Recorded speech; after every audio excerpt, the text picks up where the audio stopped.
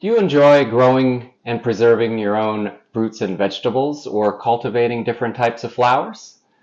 Are you already a homesteader or interested in becoming a homesteader?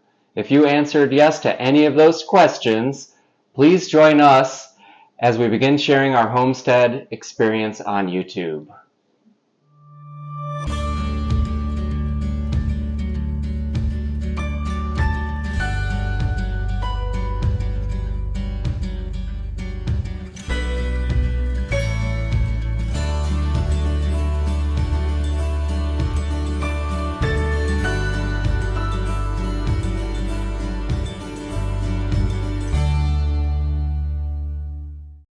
Hi, welcome to Hopson Hill Homestead. I'm Melissa and this is my husband Chris.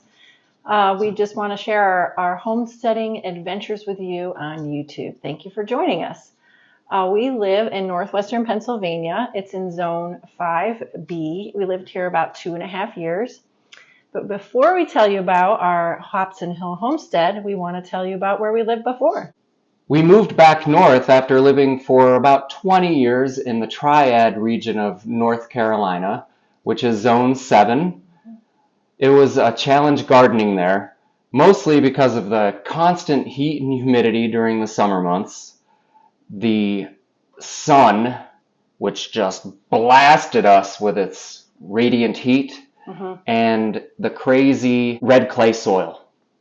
The red clay soil was probably the easiest thing to overcome. We built raised beds, added lots of compost to that soil, and used cover crops throughout the winter season so that we could work that soil. And we got a lot of earthworms involved. It was a wonderful thing. By the time we left, our soil was looking really, really good. That's beautiful soil. And then to combat the heat and the sun, we used soaker hoses, and we actually had to cover our tomatoes at one point with a shade cloth. They were getting sun scald. And they were. It worked though. It was a great time gardening in North Carolina. It was. We learned a whole lot down there. We did. Now we have a 2.25 acre homestead in northwestern Pennsylvania. And again, that's in zone 5B. So we're learning a lot with timing for gardening because it's a lot different than down south. We have a shorter season and we have to deal with a lot more cold and harsh weather. Even in the summer, it's not as warm. And we don't get as much sun. This year I was a little worried about our tomatoes not turning red. It was getting near fall and I was like, but it all worked out. I shouldn't have given up on Mother Nature yet. I love our house in the country because we have so many woods, farms, wetlands. There's so much nature out here, so much wildlife. We absolutely love it. I don't like to leave the house anymore. We just like to be home and enjoy our homestead and work outside and get things done and feel accomplished. It's a lot of fun. And the house is old as dirt. It's 164 years old. It's an old farmhouse, has great bones. It's been kept up pretty well. It was remodeled several years ago. When I say several, I mean probably closer to 20 years ago. The house came with a lot of flower beds all around the house and out in the lawn. They were needing a lot of tender, loving care though. Lots of weeds, overgrowth. So we've been working on those, trying to get those more updated and mulched. We've been working on weeding them and getting them cleaned up, getting rid of some of the flowers, moving them to where I think they might get better light or less light, according to what I think they might need. The previous owner loved the big, tall daylilies. They were everywhere, all around the house, and they smell so beautiful. There was one whole row just in the middle of the yard, and not far from that, there was grapevines. Now, we don't really like grapes, so we pulled the grapes out, and that's where we ended up putting our vegetable garden. Yes. During the pandemic, I was able to get our garden ready. We did it quickly because we weren't sure about the supply chain. Yeah. We were seeing grocery stores run out of a lot of things, and we did not want to go hungry. So I busted out a 32 by 32 foot vegetable garden used stockade panel or cattle panel or hog panel, depending on which part of the country you're from, to surround it. That worked great to keep the deer out. And then, of course, we had to worry about the rabbits, so we dug down about a foot below that fence and put chicken wire down into the ground and up about 2 feet of the cattle panel. That worked really, really well. Don't think I ever saw a rabbit and never saw deer in the garden after those fences went up. Now it's just rodents. Yeah, now it's mice, moles, voles. They're not that bad. Chipmunks, squirrels, lots of rodents. That was enough for us to grow just about everything we needed that first year, especially just learning the northwestern Pennsylvania climate and the amount of rain we would receive, the sun, and everything else that goes along with gardening. And all around the garden, he built a 30-inch bed specifically for mostly flowers. Because we did that down south, we surrounded our garden with annuals and a few perennials, but mostly annuals, to bring in all the pollinators and bees. They're very attracted to flowers, as I'm sure you guys know. So we worked on that this year, getting perennials in. And that's where we also discovered our love of zinnias. Started some indoors last year, and they were taller than me, some of them, and I'm 5'11".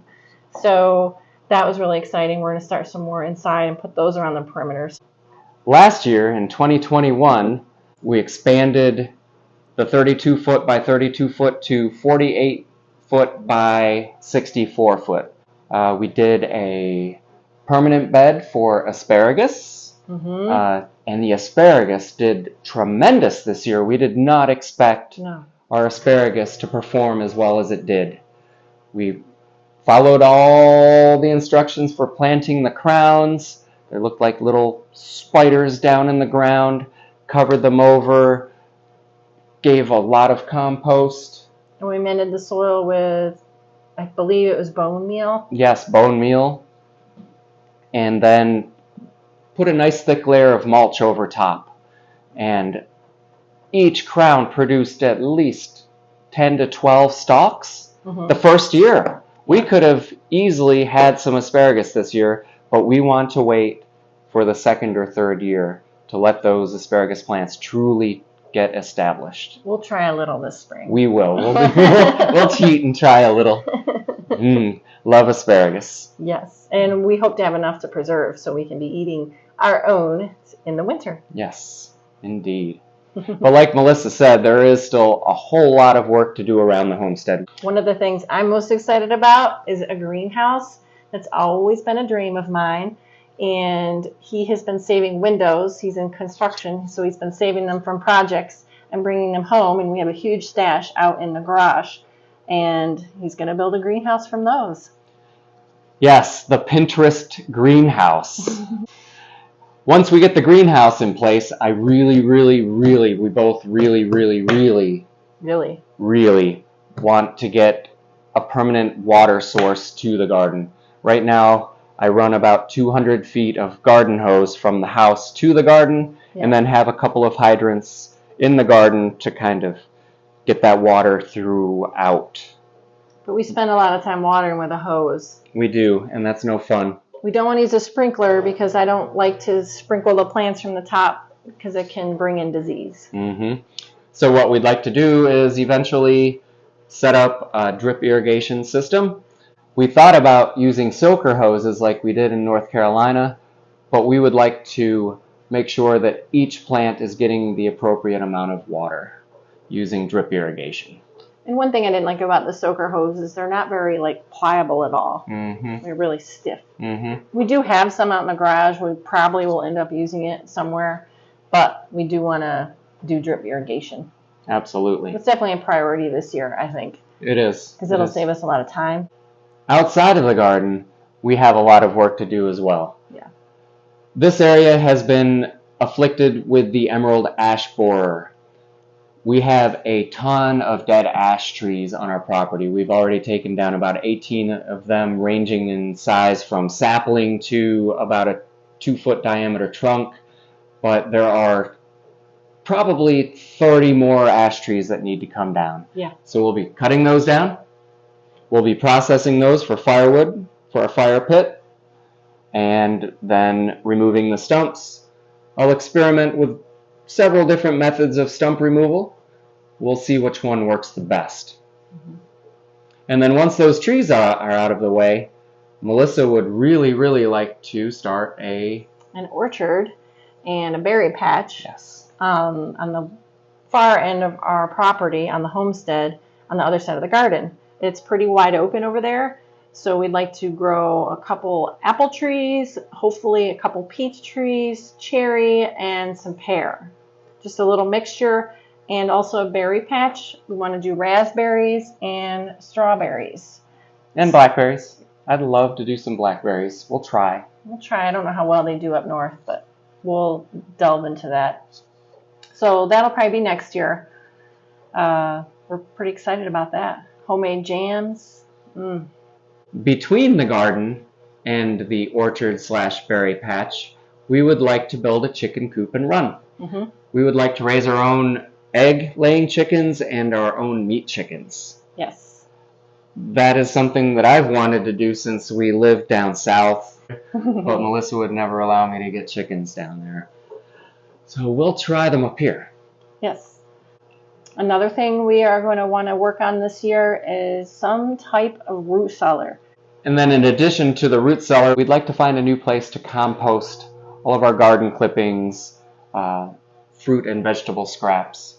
Right now we have an area near the wood line, and I believe it's too shady there. So that's a lot to do. Yeah. And our goal is to have the majority of the items that we just listed done in the next 2 years. The only way we can possibly do that is with a tractor. We were fortunate enough to purchase a tractor at the beginning of the year. It's a 35 horsepower. Everything will be easier. Yeah, we're really looking forward to having that this year. And then long range, we're going to need a storage building for that tractor. Right now it's in our garage. Thankfully we have a 30 by 40 foot detached garage that we can keep the tractor and all of our lawn equipment in, but eventually we are going to need a separate building just for those items. So that will, the next 2 or 3 years, we'll try working on that. And then probably the thing we're looking forward to most is a sunroom addition on the front of our house. We purchased a hot tub last year, and that is in the garage along with the tractor and all the lawn equipment, all the garden tools, things like that, and the car and the truck. It's a little packed in there. So we would like to have a sunroom we can hang out in, have the hot tub. We don't have to make the trek across the driveway to the garage when it's snowing 5 degrees out. Just after hopping out of the shower to rinse off before going in the hot tub. It would be really nice to just stay indoors, go to the hot tub, hang out, and then be able to stay indoors after hanging out in the hot tub. Yeah, and sunrooms are so nice. You feel close with nature and you're still in the house. So that's definitely a long-term goal. And then, of course, along with the sunroom, we have the normal general maintenance, general repairs, remodeling of this old house on the homestead.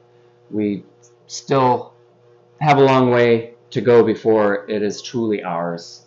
We're still dealing with the previous owner's paint color choices, tile choices, backsplash choices, all those choices that we probably wouldn't have made. No. We've only remodeled 2 rooms. We did the 2 bedrooms upstairs, which are extra rooms for us, because it was just easier to fix them up before we moved everything in there. But, 1 room at a time. But we're really excited to be sharing this all with you guys. We love watching homesteading videos on YouTube and watching what everyone else is doing out there. So we just want to share our experience. And we learn so much from those videos. We do. And I know that those folks that are making those videos are learning a lot from people like us commenting on their videos. So please, please, please comment ideas that you'd like to share. You see us doing something really stupid, you know a better way. Chris is doing something unsafe on the tractor, doing something unsafe with the chainsaw. Please let us know in the comments below. Thanks for tuning in. Please press that like button, ring the notification bell, and subscribe to our channel to see all our homesteading adventures. We look forward to sharing them with you. We'll see you in the next video. Thank you so much. Thank you.